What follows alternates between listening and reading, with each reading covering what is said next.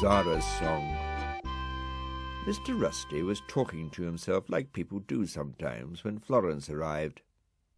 "Hello," said Mr. Rusty. "Hello," said Florence. Then Zebedee arrived. "All well?" "Can't complain," said Mr. Rusty. "Can't complain," said Florence. "Good. It's nice to have satisfied customers." Dougal couldn't complain either, although he was working on it. "Hello, Dougal," said Florence. "What's that noise?" "Ah, I'm glad you asked me that." "Then answer." "My, we're in a pert mood, aren't we?" But before he could explain the noise, Mr. McHenry came along. "There's a flying creature about," he said. "Oh," said Florence. "What sort of flying creature?" said Dougal. "A winged snail?" "Dragonfly." Dougal went quite pale. "Dragon?" "Don't see them often," said Mr. McHenry. "Pretty creatures." "Oh, yes," said Florence. "But there's also a noise, had you noticed?" They heard the sound of something playing the trumpet, and then they saw it. "What is it?" said Florence. "Oh, it's outside my experience," said Mr. McHenry. "I'm glad it's outside mine," said Dougal. "I like it," said Mr. McHenry. The dragonfly continued to trumpet energetically. "Do you think if I give it a sixpence it'd go away?" said Dougal ungraciously. "Do you know The Flight of the Bumblebee?" "I think it's nice," said Florence. Ermintrude was having a browse when the dragonfly trumpeted past. "Hello, dear thing." The dragonfly was giving everything and everyone in the garden the benefit of her music. "Are you free for panto?" said Dougal. The music continued, to Dougal's annoyance. "Well, it's been a bit more than I can stand." Zebedee arrived. "All well, because I really think it's time for bed." So Florence went home to bed very slowly. Dougal was left on his own in the garden when the dragonfly decided to give one final very loud rendition. "I've gone deaf," said Dougal.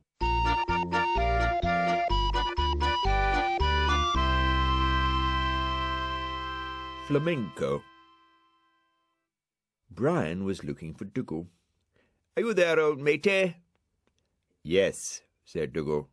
"But would you mind not calling me old matey?" "All right, old chum." "Nor old chum." "Well, I've got to call you something." "Try sir."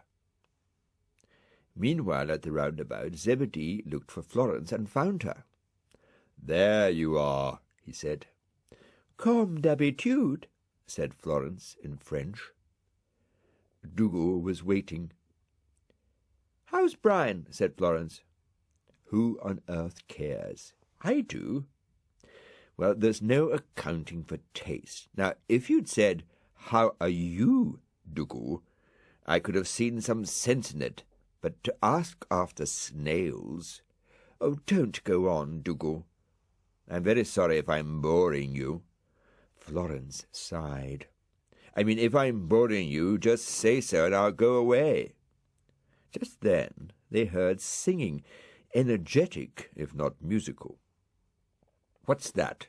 said Dougal. "What a noise," said Florence. "Whatever can it be?" "Something's being tortured."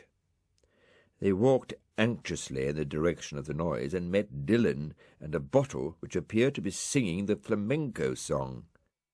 "It's the greatest," said Dylan. "The greatest." "It's the loudest," said Brian. Dylan played guitar while the bottle sang. "Olé," said Dougal. "Oh, it reminds me of the Costa Brava," said Ermintrude. "Olé, olé, olé." Dougal had an idea. "Ha! Toro!" said Dougal, deciding a bullfight would be interesting, much to Ermintrude's amazement. "Are you waving that flag at me?" said Ermintrude, preparing to charge. "Take your time. I'm working myself up into an absolute frenzy." "You could have fooled me," said Dougal. "Cheeky thing, don't provoke me or I'll strike hard." "You haven't moved yet," said Dougal. "I'll bet Belmondo never has this trouble."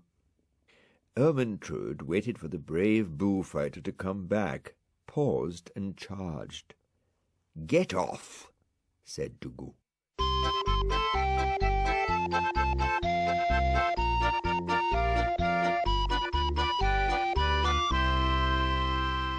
Ermintrude's dance. Zebedee arrived at the roundabout early. "Early for once, I see," said Florence, eating an ice cream.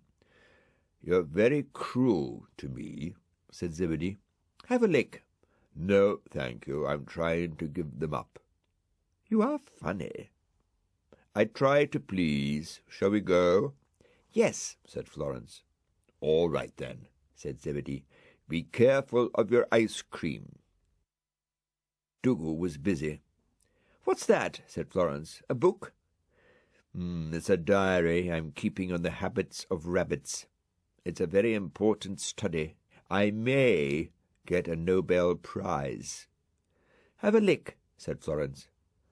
"Most refreshing," said Dougal. "What shall we do?" "I can't just stop working. The world awaits my treatise." "Can't it wait?" said Florence.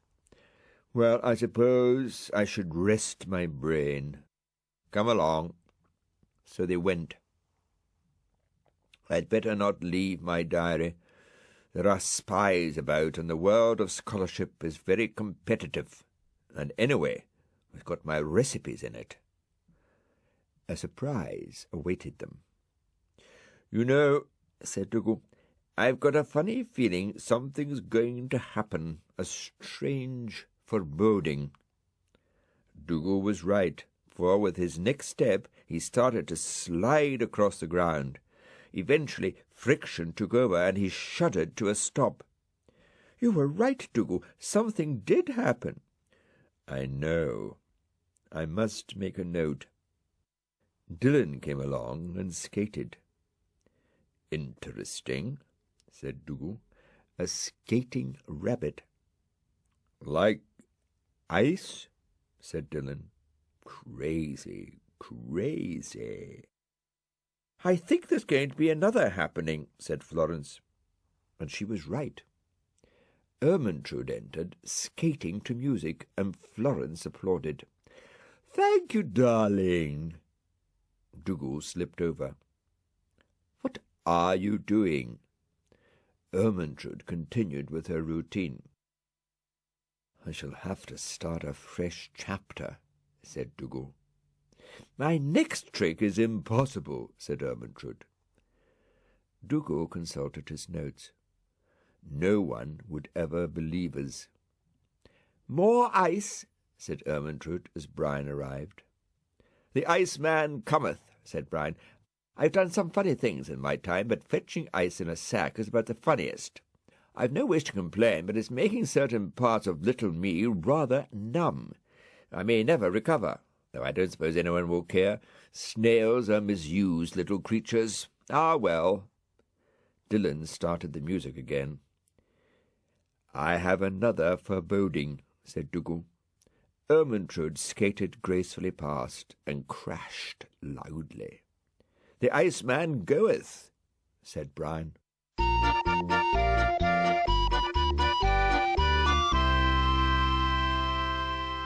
Ermintrude's toothache. Florence called to Zebedee, who arrived rather gracefully. "That was rather graceful." "Do you think so?" "Oh, positively graceful." "It's my new spring," said Zebedee gracefully. "Shall we go?" Florence looked for Dougal, who arrived. "I'm here. Let joy be unconfined." Whose joy? Said Florence. Don't tell me it's going to be one of those days. Florence laughed. Oh, Miss Giggle today, are we? I'm sure I don't know what you mean. And now, what's happening in the garden? You may well ask. Yes, you may well ask, said Ermintrude sadly. It's pathetic, said Dougal. Pathetic. What's wrong? Toothache. You poor thing, said Florence to Ermintrude. It's dreadful, said Ermintrude. Dreadful. Too many sweeties, said Dougal. I never touch them. We must do something, said Florence. What had you in mind? Said Dougal. At that moment Brian arrived, and it just so happened he had some lettuce juice with him. Florence gave some to Ermintrude, as Brian said it would give immediate relief. Any immediate relief? Said Brian. No. Dougal was rather scathing about the lettuce juice. Cures warts, said Brian. But we're not curing warts, are we? We're curing toothache. Great clump. Well, what? Said Florence. Let me think, said Dougal. Pulling it out with string, said Brian. An old country remedy. String, said Dougal. String, said Brian. The next problem was to find string. Brian approached a sleeping Dylan, circled him, and attempted to pluck a string from his guitar. Like what? Dylan sighed and snored. That's no good, said Dougal. I did my best, said Brian. 10 out of 10 for effort anyway. Florence saw Penelope's web and unravelled a small part of it. I'll just borrow some web. I hope Penelope won't mind. All the same if she does now. Be quiet, Dougal, and tie it on, said Florence. So Dougal did. Right. Prepare to heave. Heave? Said Ermintrude faintly. Just relax, said Dougal. Now, heave. Heave! Ermintrude mooed, rather distressed. Any good? Said Florence. No. Total failure, said Brian and Ermintrude. I seem to remember my Aunt Maisie tying the string to a door handle, said Dougal. Let's give it a whirl. So he tied one end of the string to his door. Ermintrude walked away, and the door crashed to the ground. It's a funny thing, said Ermintrude, but it doesn't ache any more.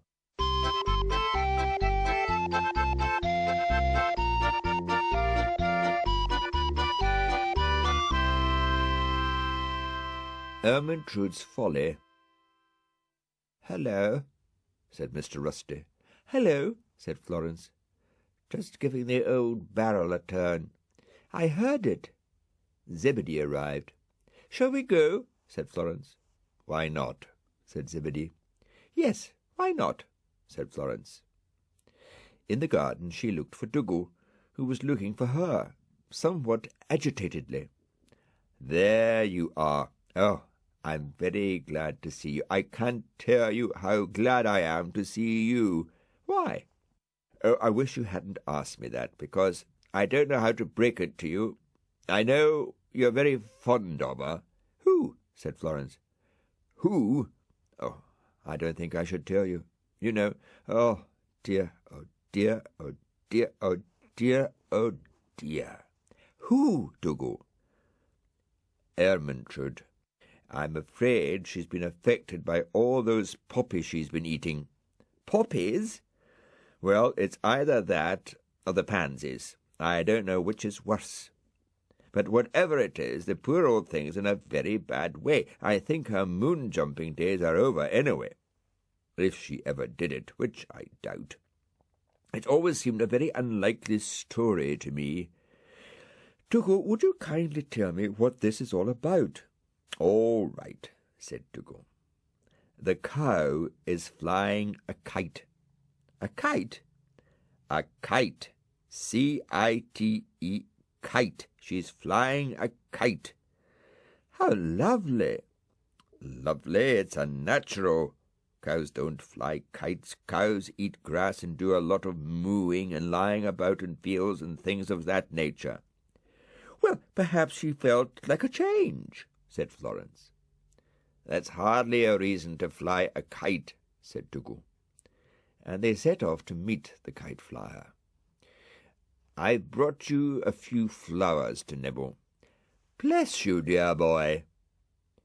What are you doing? I'm flying my kite. Very relaxing. Would you like to have a try? That's very kind of you. Hold on tight, said Ermintrude, with reason. What? What? Dougal rose into the air at an alarming rate. Help! Help! It's a very good kite, said Ermintrude, laughing. I do hope he doesn't lose it. I hope we don't lose Dougal, said Florence. Oh, don't worry, dear thing. He'll come down to earth eventually. Help! Help! Dougal eventually hit the ground with a crash. Florence rushed to the scene. All right, Dougal. You cannot imagine how infuriating a question like that can be when you've just been up in a kite and crashed.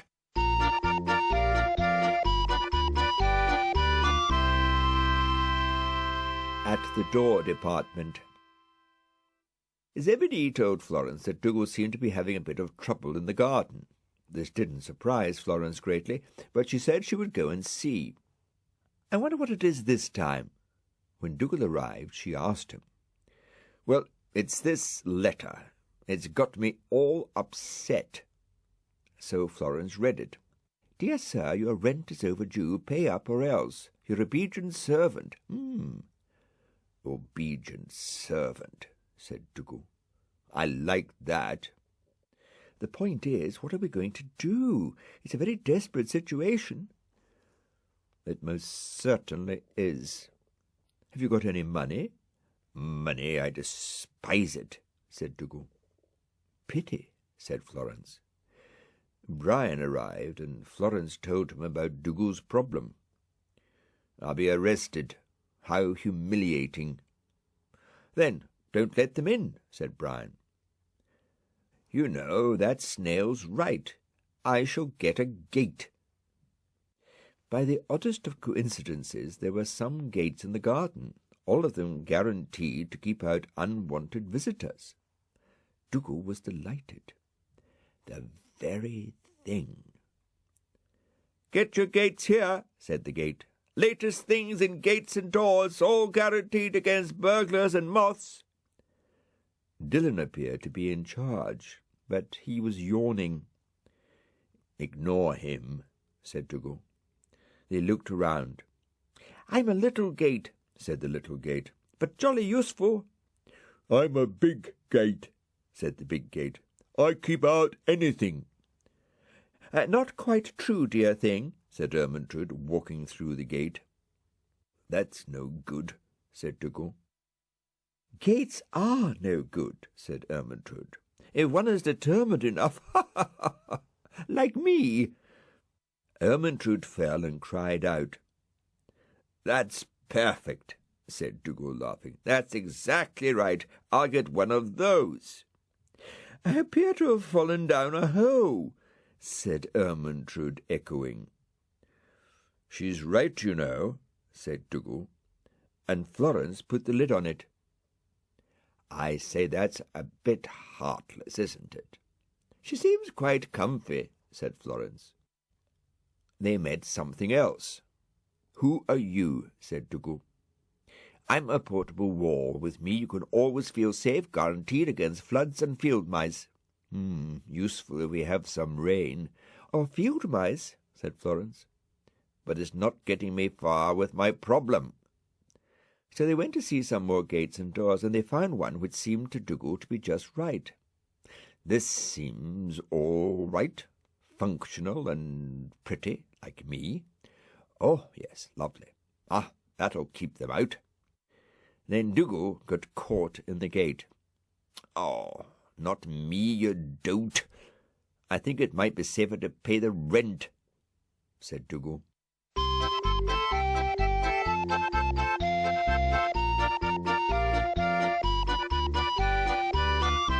Ermintrude's Hat, Part 1.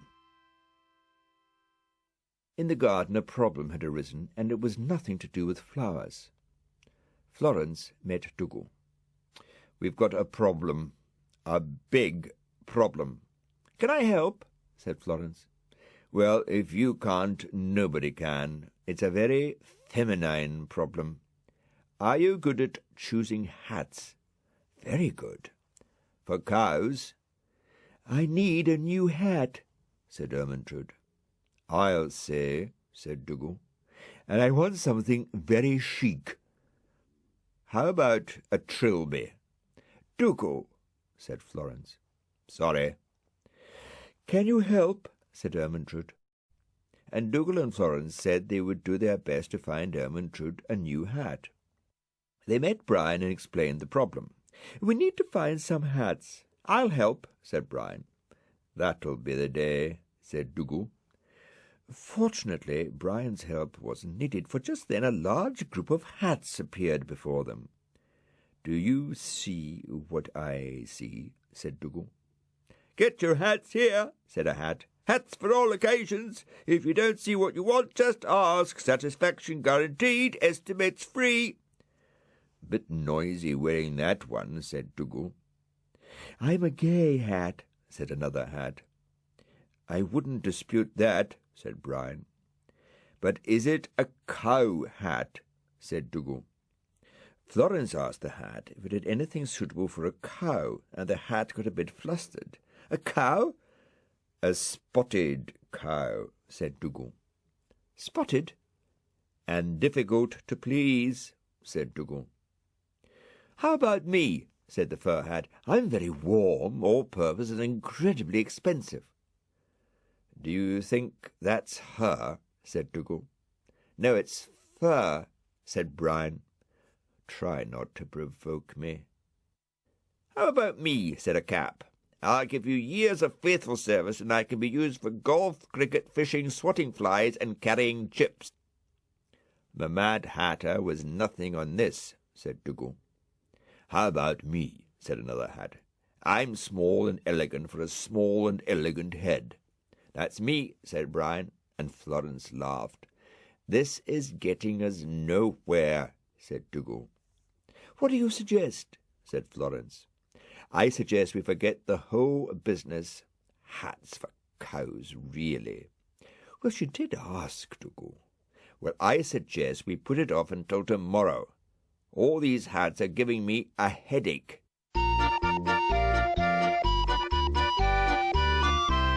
Ermintrude's Hat, Part 2. Florence told Mr. Rusty what a difficult time they'd had trying to find a new hat for Ermintrude, and Mr. Rusty said that it wasn't a task to be undertaken lightly. "No, indeed," said Florence. Zebedee arrived. "Any luck with the new hat?" "No." "Cows aren't easy to please," said Mr. Rusty. "I shall have to go and try again," said Florence, going. "I don't wish to seem dog-in-the-manger about this," said Dougal, "but couldn't that cow knit herself a new hat? I could lend her my needles." "No," said Florence. "We must find her one." "But what does she want a hat for anyway? It doesn't do anything for her." But Florence said it was no use arguing. She had promised, and she was going to find one. Ermintrude should have her new hat. "We're going to regret this." "Stop mumbling, Dougal." "Here we go, then. Sort this little lot out." "I am very smart," said a French boater. "Very suitable for man, or woman, or cow. Every little breeze seems to whisper Louise." "I knew this would be difficult," said Dougal, sighing. "Hello, darlings," said a rather sultry white hat. "Looking for something just a little bit different, just a little bit more outre? Mm-hmm." That's about as suitable for a cow as a kilt. If she wears that, she'll be drummed out of the herd. Another hat appeared. I'm suitable for a wedding. Is the cow to be married? We don't think so, said Florence. Then I wish you wouldn't waste my time. Hoity-toity, said Dougal. It is difficult, isn't it? Said Florence. Well, you wouldn't listen, would you? Another hat tried. Will the wearer be going to escort or the royal garden party or cows? No, it's for everyday wear, said Florence. Every day? Yes, then excuse me. Oh, come on, said Dougal. It's hopeless.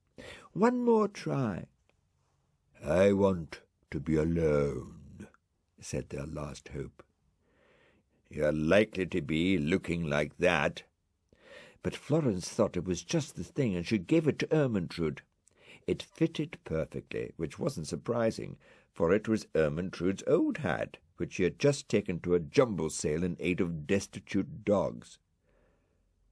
Destitute dogs? Why wasn't I invited? I'm about as destitute as you can get. I think it's about time for bed, said Florence. It's been an exhausting couple of days, said Dougal. I want to be alone, said Ermintrude.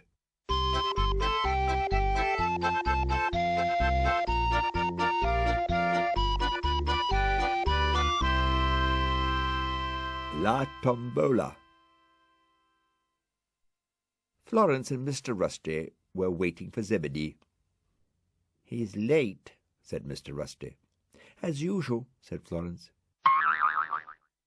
Am I late? Said Zebedee sweetly. Yes, said Florence. Kindly explain. So Zebedee explained that he'd been having a look around, and there seemed to be something happening in the garden she might be interested in. But, of course, if you're angry with me for being late, you probably don't want to go. Oh, you, said Florence. She's late, said Dougal. Children nowadays, really. Am I late? Said Florence. Not at all, dear thing, said Ermintrude, much to Dougal's disgust. There's too much rush, rush, rush these days. Everyone rushes about like a bull at a gate. What am I saying? Be that as it may, I shall take my time and browse along, and you never know, the odd flower may find itself chomped as I go, but at least I won't rush. I shall strike a blow for leisure. Brian was running a raffle in aid of shipwrecked snails, and I want you all to buy a ticket, 1 carat each. You're joking, said Dougal. Mr. McHenry bought one. Very wise, said Brian, and I hope you'll be a lucky winner of a wonderful prize. Dillon bought one as well. When's the draw? When I've sold all the tickets. That'll be the day. But Florence bought one. I wouldn't trust that snail with a train ticket. Isn't it exciting? Said Florence. Ha! I wonder if I'll win. All right, then, any more for any more? Oh, get on with it, great oaf. Want a ticket, then? No, I do not. Oh, go on, be a sport. You might win something, Dougal, said Florence. And the others urged Dougal to get a ticket, so he finally did. Congratulations, said Brian. All right, what happens now? Do we choose our prize? Said Florence. Not quite. I knew there'd be a catch in it. Florence read her ticket carefully. What's it say? Said Dougal. It says, this ticket must be given up in return for laundry. So does mine, said Mr. McHenry. I knew it, said Dougal. That rogue. But it also says there's a special prize for the lucky number. Lucky number of what? Ah, said Brian. Oh, look, said Florence, spotting a parcel. That must be the prize. Dougal inspected. I wonder what's in there. A year's supply of lettuce? Yoo-hoo, said Ermintrude, jumping out of the parcel. "You know, I've always wanted to do that." "Well, that's the prize," said Brian. "Ticket number 4. "Ticket number 4? gasped Dougal. "And the lucky winner gets a kiss," said Ermintrude. Dougal jumped into the parcel and sealed himself in. "Where are you, dear thing?" "I've gone abroad," said Dougal with an echo.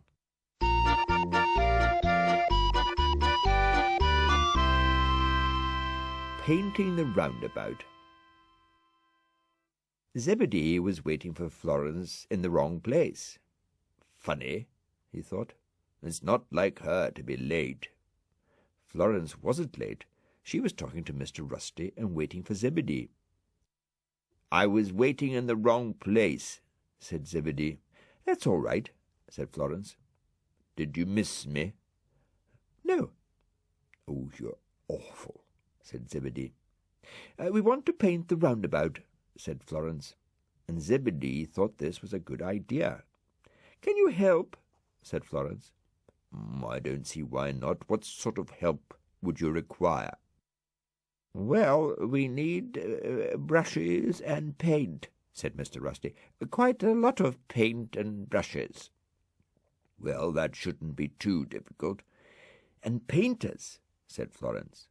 "In that case, we'd better take the roundabout to the garden with us." "Oh, can you do that?" "I don't wish to boast, but I can do anything provided it's not too difficult, and it's only a little roundabout." And he laughed, and they left, taking the roundabout with them. Dougal was amazed. "Do you know you've got a roundabout with you?" "Yes, we do." "We're going to paint it," said Mr. Rusty, "and we need everyone's help." "Everyone," said Florence. "You probably need a bit of paint as well," said Dougal, laughing. Luckily, Ermintrude had some paint. "I mixed especially dear things." Mr. Rusty hoped it was a nice bright colour, and Dougal had a look. "What sort of paint is this?" "It's paint, said Ermintrude. "Made of paint." "What do you think?" said Dougal. "Don't know," said Florence. But Mr. Rusty said he was sure the paint was all right and they should get started. So they did. "Looks brighter," said Mr. Rusty. "Much brighter," said Florence. "I've got a funny feeling," said Dougal, "that we're not getting anywhere." "How's it going?" said Ermintrude. "It looks lovely, all sparkling and beautiful." "I have a question," said Dougal. "Yes, dear heart." "What's in this paint?" "Yes, what's it made of?" said Florence. "Water, of course," said Ermintrude. "Just water?" said Mr. Rusty. He looked at the roundabout. Well, it needed a wash anyway, and you can't expect a cow to mix paint, can you?"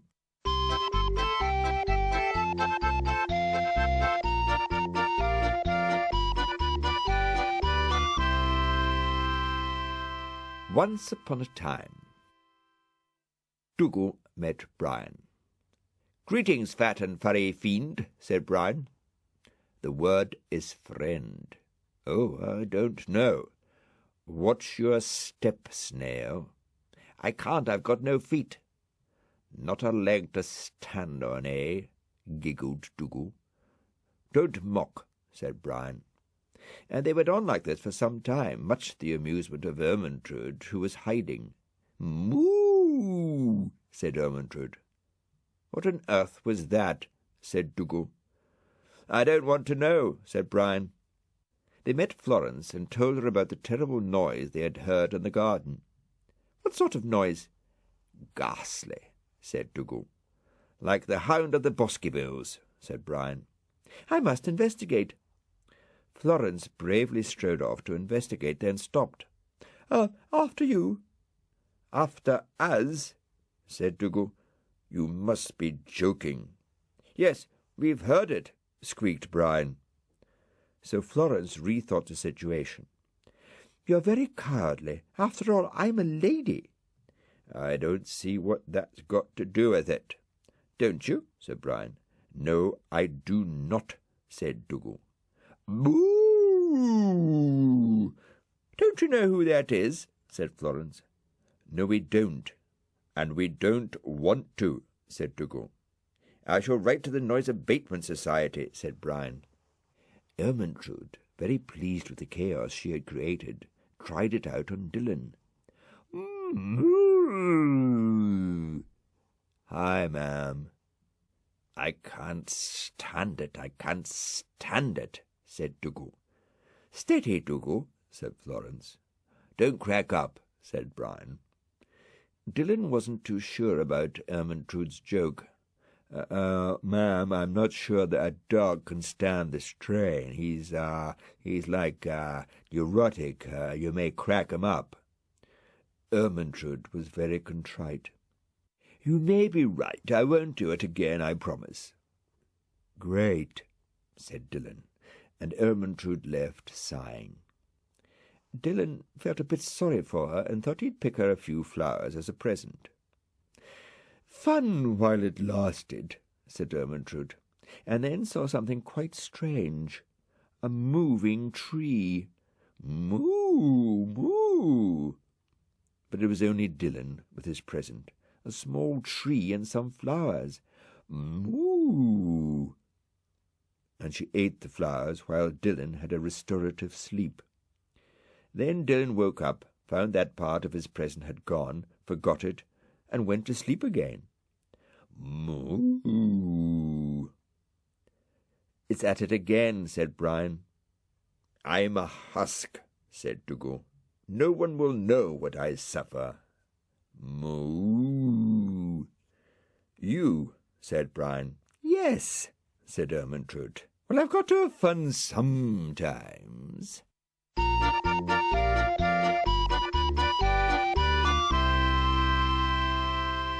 Golf and an omelette. Florence was in the garden waiting for Zebedee when Brian came along. "I've come to take you to where the action is. Merriment and mirth is in store for you." "Dougal," said Florence. "How did you guess? Old Shaggy Breeks is at it again, and we're all invited." They left to take up their invitations for merriment and mirth, and soon met their host. "What is it?" said Florence. "Golf," said Dougal, "the royal and ancient game at which I excel. Now, if you all pay strict attention, I will explain the rules and show you some of the finer points, all right?" "Is it true you taught Tony Jacklin?" said Brian. "I shall ignore that. Now, where was I? The finer points, man." Dylan dropped off while Dougal went on and on. "We didn't quite follow," they said. "Really?" "Perhaps a demonstration," said Florence.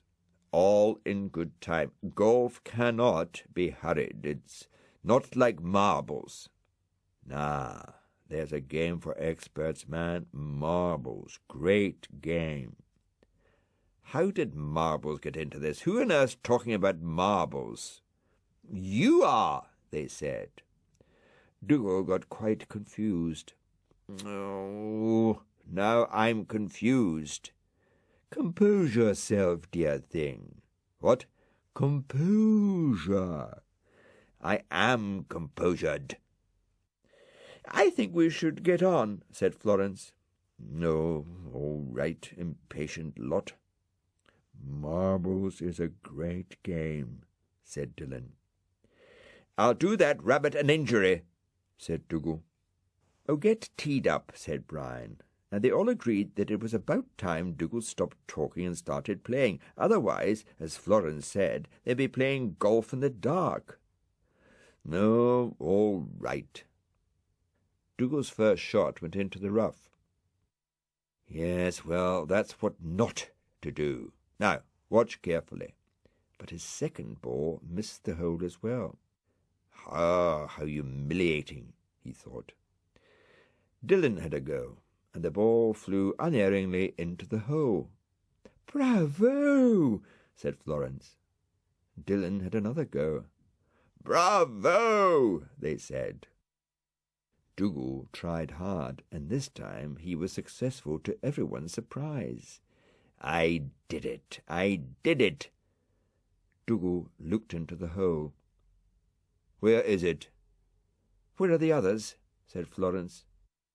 Everyone looked everywhere, but not, oddly enough, in the right place, which was Mr. McHenry's basket. "Hullo, all!" he said. "How did you get those?" said Dougal sternly. "I was in my garden, and they appeared. Eggs, aren't they? I shall cook them later." "Yes, boil them," said Brian, giggling. "Well, that's that," said Florence. "Good night." "I don't quite understand that game," thought Ermintrude.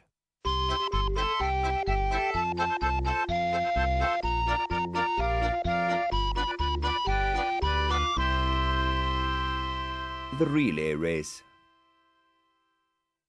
Florence told Mr. Rusty that she felt energetic, and Mr. Rusty said he thought that was a very good way to feel, in moderation, of course. "It's a long time since I've felt energetic," he said. "Very long time. Oh, but I was very good at the hop, skip, and jump in me youth, very good indeed. I'd like to have seen that. It was a sight, I can tell you, a rare sight. People came from miles to see me do the hop, skip, and jump. A rare sight, a rare old sight." "Don't you do it any more?" said Florence. "Not a lot," said Mr. Rusty. Zebedee arrived. "Everyone feeling energetic, because there are great things going on in the garden." Right, everyone here," said Dougal. "Then I'll begin. Today, as you know, is the day of the great race." "I didn't know," said Florence. "You're not the only one, dear heart," said Ermintrude. "Well, I know," said Brian, "and I'm the very popular captain of my team, which consists of 1 snail, 1 rabbit, and 1 cow. It is a race against the clock, 1 lap of the track, and no using bicycles. All right, everyone understand?" Dougal set the clock. "We each have to carry something." "Oh, perhaps someone would care to carry me," said Ermintrude. "I'm quite light." "Now, stop messing about," said Dougal. "Sorry, dear thing." "Who's going to start?" said Brian. "I will," said Florence. "Go, then." And Florence went. "Stop," said Dougal. "Something wrong?" said Florence. "You didn't say ready, steady." "Oh, Mr. Perfection," said Brian heavily. "Ready, steady, go." And Florence went again. Mr. Rusty, who had to go next, waited nervously for Florence to come back, checked it was really his turn, and set off, showing some of his old hop, skip, and jump vigour. "Bravo!" said Ermintrude. "Who would have thought he had it in him?" Dillon wondered if he'd stay awake long enough to take part. "Play up," said Ermintrude. And Dillon played up. I'm not sure I can finish the course. I'm, exhausted." But Zebedee was a flying umpire, and Dillon found he had to go. "Whose turn?" said Brian. "It's you, Snail, dear." And Brian showed them what he was made of, with a little help from Zebedee, like pointing him in the right direction. Dougal waited, and then set off. He got a little sidetracked by a pile of sugar. Oh, the temptations they put in your way these days. Oh, what shall I do? "Remember the team," said Zebedee. Oh, the team?" "What's keeping him, I wonder?" said Ermintrude. And when Dougal came back, off she went. "Oh, I do feel a fool," she said. Zebedee said they'd wait for Ermintrude to get back and then decide the winner. Ermintrude did finally get back, and Zebedee declared her the winner. "I owe my victory to clean living and vegetarianism," said Ermintrude, with a cough.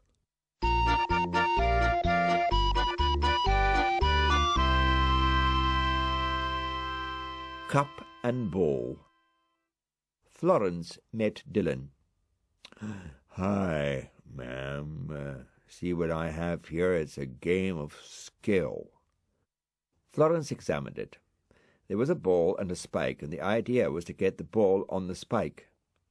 "I did it," she said. "Well done. Can you do it?" But Dylan told her he'd been trying to do it for so long he was exhausted, and all he needed was a long sleep, if he could find somewhere comfortable to rest his head, somewhere shady and secluded, where he was not likely to be disturbed. And he immediately fell asleep and started to snore. Meanwhile, Florence got quite skilled at Dylan's game of skill. "Ermintrude." "Yes, dear heart." "Look." "Good heavens! It's quite a game."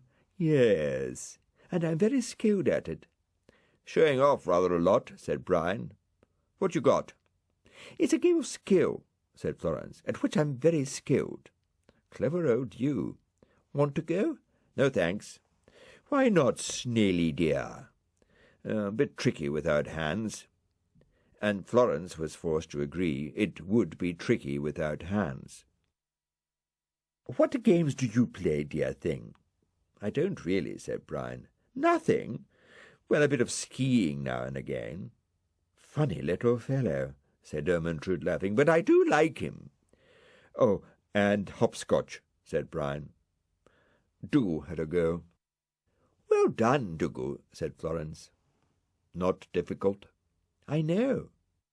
Zebedee wanted to know what was going on, so Florence told him. "Can I try?" So Florence said of course he could. Ermintrude and Brian felt a bit left out of it. "Well, I'm glad everyone's enjoying themselves," said Ermintrude. "Come along, small creature." "Where are we going, then?" said Brian. "Up the pictures?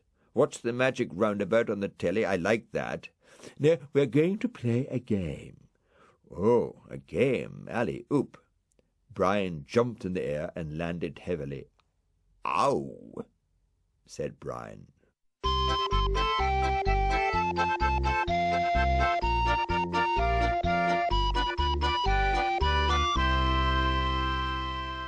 Sparrowweed. Zebedee was in the garden, wondering what had happened to everyone. "What's happened to everyone?" And he asked Mr. Rusty, "What's happened to everyone?" "I'm here," said Mr. Rusty. "But you're not everyone, are you?" "No." So Zebedee decided to go and see where everyone was and what they were doing. Florence was talking to a bird, and the bird told her that his name was Stanley, and he was feeling rather hungry. "There's a particular seed in a particular flower that I like to eat, and I can't find it anywhere. It's called a sparrowweed, and I do like it." "Sparrowweed?" said Florence. "Sparrowweed," said Zebedee. "I'll help you find it if you like," said Florence. "I'm sure there's some of it in the garden." And Stanley said he'd be very grateful. "Shall we walk or fly?" "We'll have to walk, I think," said Florence, and she borrowed Mr. Rusty's hat, put the bird inside it, and went to look for some sparrowweed. "What's this?" thought Dougal, watching Florence searching from behind a tree. "What's this? What are you doing with Mr. Rusty's hat? Explain." So Florence told Dougal about Stanley and how he was hungry. "Yes, does look a bit peaky, distinctly peaky." And Florence asked Dougal to help to look for sparrowweed. "All right." "Thank you," said Stanley. So Dougal asked everyone if they knew where to find some sparrowweed. "Never touch the stuff," said the other birds. "Hello, handsome," said the cow. "Can I help?" said Brian, joining the group of searchers. "We're looking for some sparrowweed," said Florence. "Never touch the stuff." "But can you find us some?" "Plenty about," said the birds. "Where?" said Florence. "Plenty about," said Ermintrude. "Where?" said Dougal. "Where?" said Florence. "I'll show you," said Ermintrude. But Zebedee said there wasn't time. "Nothing's easy," said Florence, sighing.